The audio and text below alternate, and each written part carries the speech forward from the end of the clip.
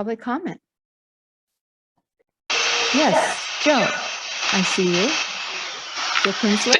Thank you, and thanks for having me this evening. I'm sorry I have to Zoom this in. I was going to come in person, but I have a second public comment period I have to take care of in my transit advocacy this evening, so I'm trying to balance the two. So thank goodness for Zoom, and your IT staff's doing a great job. Just facilitating these online meetings. They're a real blessing. One of the few rays of sunshine in this horrible pandemic.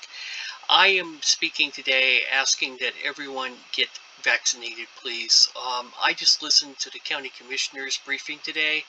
Both our hospitals are at no diverts. All three of our Skagit County hospitals, counting Island and Anacortes, they're on no divert because the last time they went to divert was last week, and both of them went to divert at the same time, both Skagit and United General. We are out of hospital space, and it is extremely important that everyone get vaccinated. If instead of mandates, if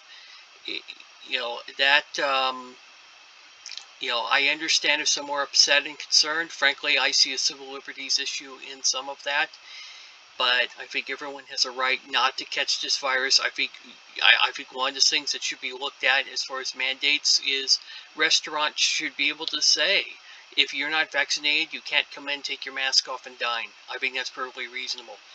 That said, when it comes to employment, I have a simple suggestion. Why not a performance bonus for those that vaccinate, or an extra 100 or 200 bucks? Try that approach first. Try a rhetorical carrot instead of a stick first approach. That said,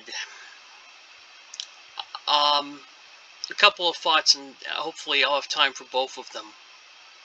I think it's time that our mayor and our city council showed some political leadership and told our community straight up, our hospitals are at capacity because of the unvaccinated.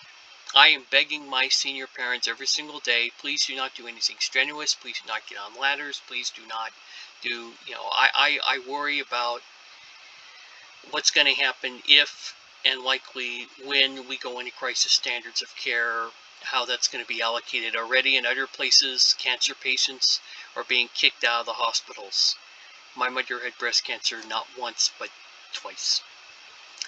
So this is a real scary time.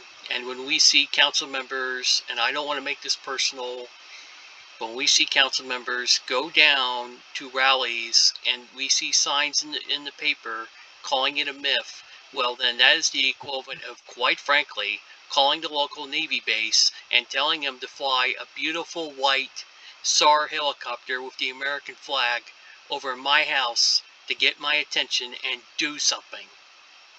I got vaccinated months ago because I didn't want to mess around with this virus.